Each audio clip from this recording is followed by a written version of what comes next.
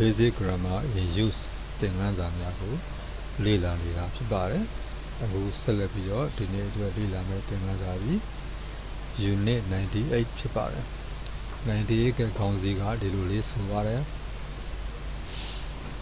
If I had, / if we went, etc. Section A. If I had if ကနောက်မှာ I ဆိုတဲ့ subject တစ်လုံးနဲ့ had ဆိုတဲ့ verb to စာစကားနဲ့ပြောရင်တော့ past simple ပေါ့နော် past simple tense ဒီဘက်က if ဆိုတဲ့စလုံးလေးနောက်မှာ we ဆိုတဲ့ subject နဲ့ when ဆိုတဲ့ past simple tense ဆိုတဲ့အသုံးလေးတွေကြောင်းပါနော်ဒီမှာ section A အတွက်ရုပ်ပုံလေးဒီပုံနဲ့စပြီးတော့ဖော်ပြထားပါတယ်သူကတော့ section A section B section C ဆိုပြီးတော့အပိုင်း၃ပိုင်းဖွဲ့စည်းထားတယ်ဒီရုပ်ပုံလေးမှာ section A ပုံလေးမှာပေါ့နော်။ဘာပြောလဲဆိုတော့ကားလေးကိုစိတ်ကူးရင်တာပေါ့။လူနာမည်က Dan လို့ခေါ်ပါတယ်။ Dan ကသူကားလေးကိုစိတ်ကူးရင်နေတယ်။ If I had the money လို့ဒီလိုလေးဆိုထားတယ်။အော်ငါမှသာပိုက်ဆံရှိရင်လို့နော်စိတ်ကူးရင်စကားလေးပြောတာပေါ့နော်။အဲ့ဒါလေးကိုအောက်မှာဟိုကြလေး၃လေးချောင်းနဲ့ရှင်းပြထားတာရှိပါတယ်။ Dan likes fast cars, but he doesn't have one. He doesn't have enough money. If he had the money, he would buy a fast car. Dan likes fast car လို့ဆိုတယ် Dan ကအမြန်ကားလေးတွေကြိုက်တယ်ပြန်ကားပေါ့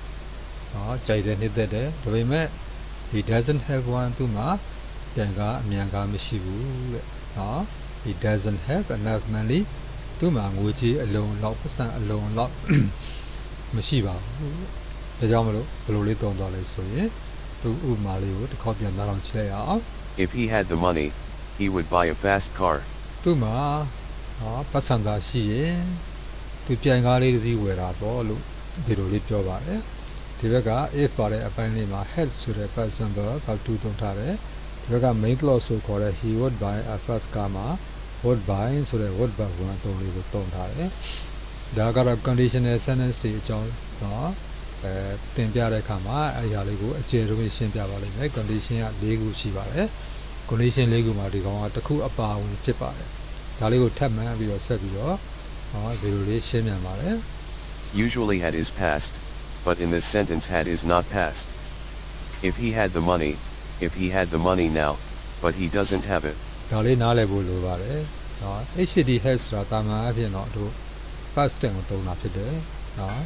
အဲ့တော့ဒီဘက်ကျမှတော့ he had တဲ့ past မဟုတ်ပါဘူးတဲ့ if he had the money လို့ပြောချင်တဲ့ဘောက if he had the money now သူ့မှာခုသာပတ်စံရှိရင်လို့ပြောတဲ့ဘောကသူ့ခုမှာအခုလောလောဆယ်သူ့မှာပတ်စံမရှိတဲ့ဘောပါပဲ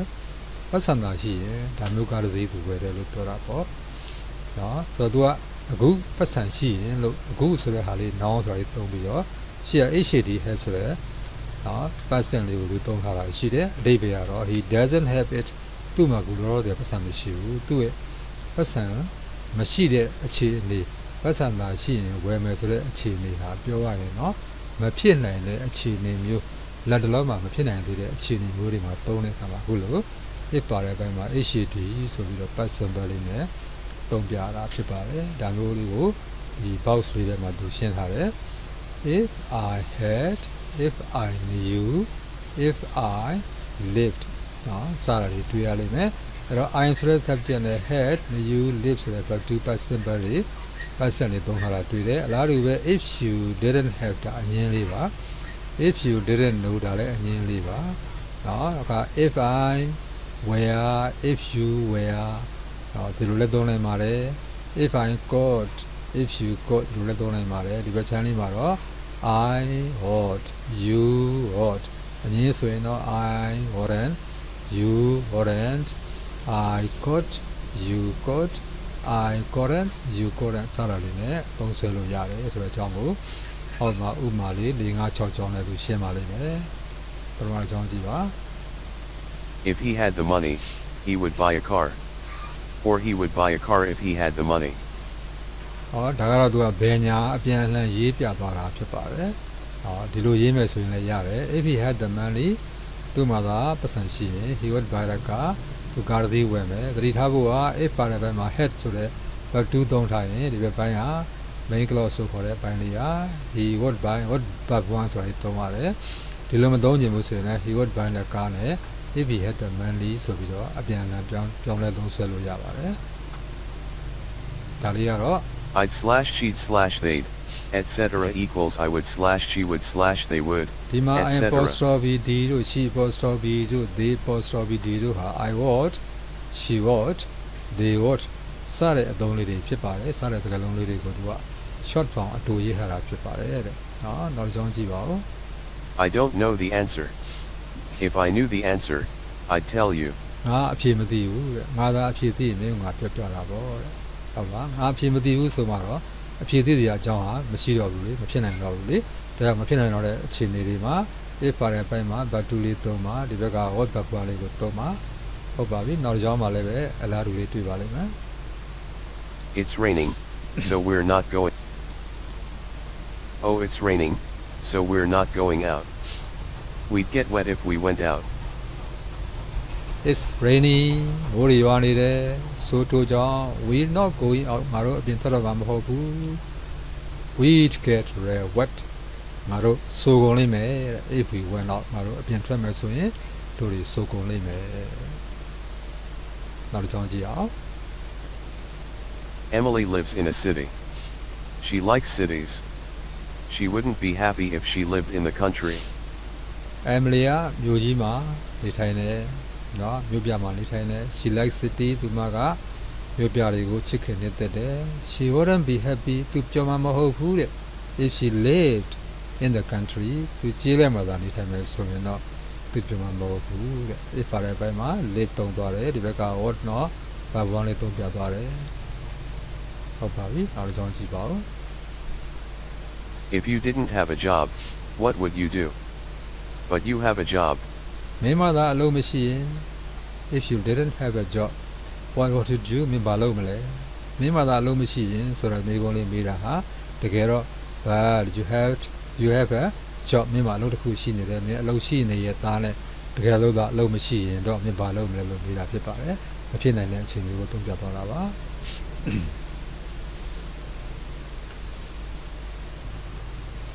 I'm sorry I can't help you.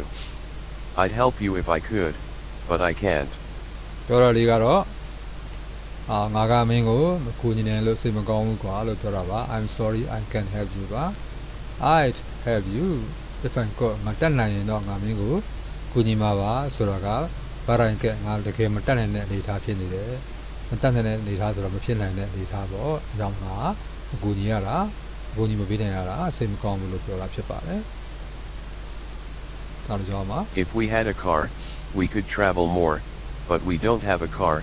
so we can't travel much. တို့မှာသာကားတစ်စီးရှိရင်တို့ခရီးတွေပို့သွားတာပေါ့ကွာလို့ပြောတာဖြစ်တယ်။နော်တကယ်လက်ရှိအခြေအနေငါတို့မှာပါလဲ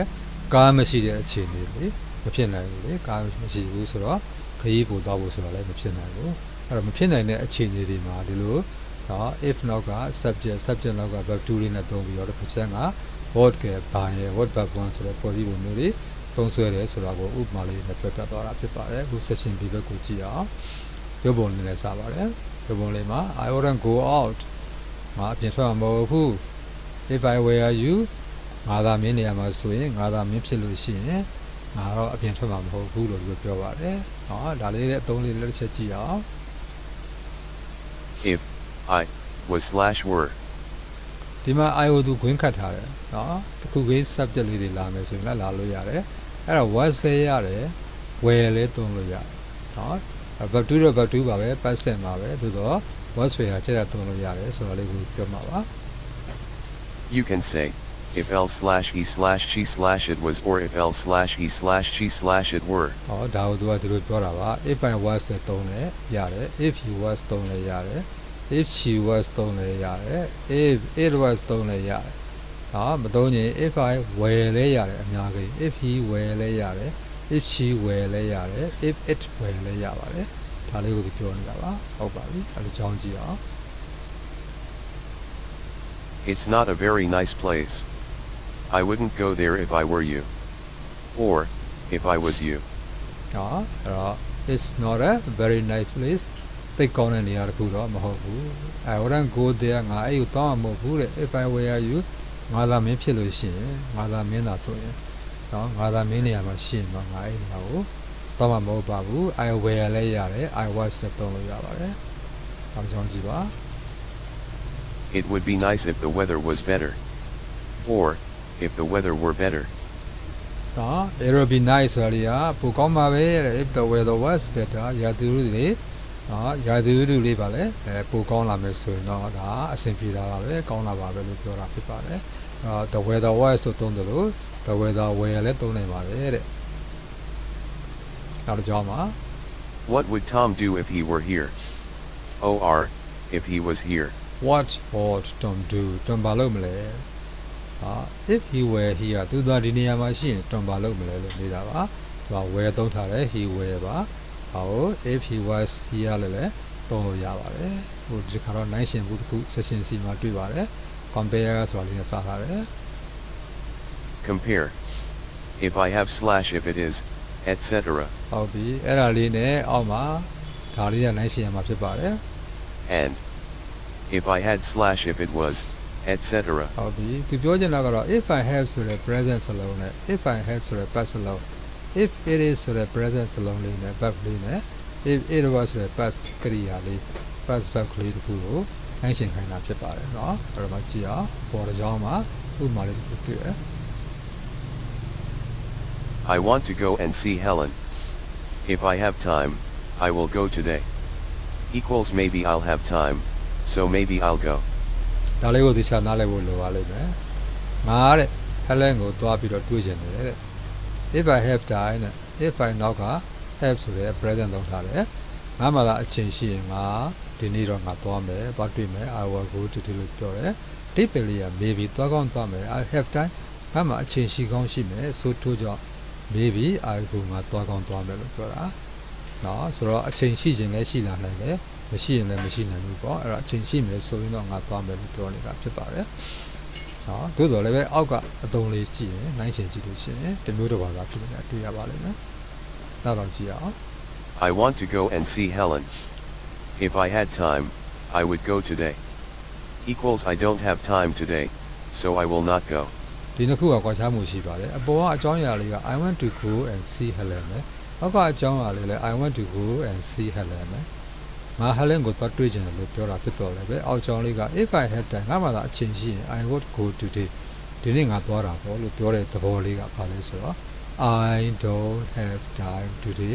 ဒီနေ့ငါမှာအချိန်ကိုမရှိဘူးအချိန်မရှိတော့သွားဖို့အကြောင်းဟာဖြစ်ကိုမဖြစ်နိုင်ဘူးမဖြစ်နိုင်လို့ထို့ဆိုတော့ကြောင့် I will not go ငါသွားမှလည်းမဟုတ်ဘူးဆိုတဲ့သဘောလေးပါနေတယ်เนาะဒီတစ်ခုကိုပြန်ပြောပြလို့ရှိရင်အပေါ်ကြောင်းလေးက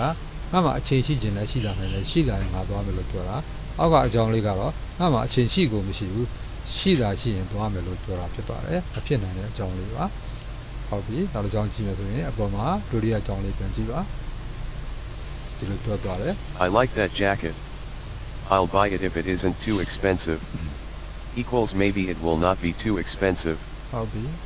အဲ့တော့ငါက jacket ကိုငါကြိုက်တယ်တဲ့ဟာအဲ့တော့ငါဝယ်မယ်တဲ့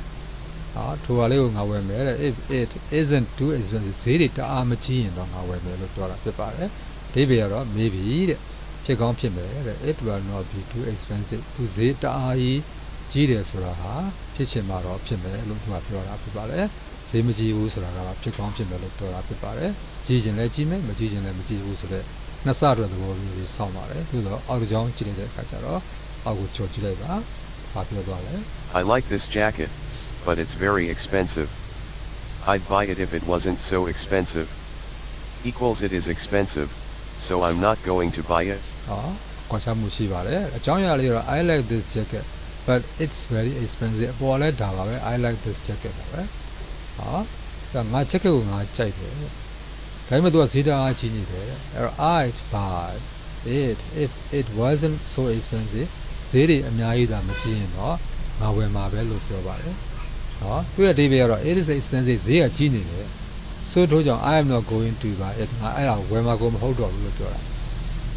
ဟုတ်ပြီနော်ဈေးတွေသိမကြီးရင်တော့ငါဝယ်မယ်ဆိုတာဈေးကတအားကြီးနေတယ်အသေးချာကိုကြီးနေတဲ့အခါကျတော့ဝယ်ဖို့ကြောင်းဟာမဖြစ်နိုင်တော့ဘူးငါဝယ်မှာလည်းမဟုတ်တော့ဘူးဆိုတဲ့သဘောလေးပါသွားပါတယ်ဟုတ်ပြီအပေါ်မှာတစ်ကြောင်းပြန်ကြည့်ပါတစ်ကြောင်းကြံပါသေးတယ် I'll help you if I can. Equals maybe I can. နော် I help you if I can ငါတက်နိုင်တော့ငါမျိုးကိုကူညီမှာလို့ပြောတာပါပြောချင်တဲ့သဘောလေးကနော် I can ဆိုတာလေးက maybe ဖြစ်ကောင်းဖြစ်မယ်ငါကူညီနိုင်ကောင်းကူညီမယ်ဆိုတာဖြစ်ကောင်းဖြစ်မယ်လို့ပြောတာပါဒါလေးကိုသူက if I can နဲ့သုံးထားပါတယ်သို့တော့ original ကြည့်တဲ့အခါကျတော့နည်းနည်းပြောင်းသွားပါလိမ့်မယ် I'd help you if I could, but I can't. I help you if I could ငါတက်နိုင်တော့ငါမျိုးကိုကူညီမယ်ဆိုတော့လေတကယ်ကျတော့ငါတိုက်နေတဲ့အခြေအနေမဟုတ်တဲ့ကြောင့် I can လို့သုံးထားပါတယ်ငါတိုက်နေတဲ့အခြေအနေကမှမရှိဘူးဒါကြောင့်ငါကူညီမှလည်းကူညီဖြစ်မှလည်းမဟုတ်ဘူးဆိုတော့ပြောလေးပြောပါတယ်ဒီလိုခွဲခြားမှုရှိပါတယ်ဆက်လက်ပြီးတော့လေ့ကျင့်ခန်းဘက်ကိုကြည့်အောင်90.1ဒီ10ကြောင်းမေးထားပါတယ်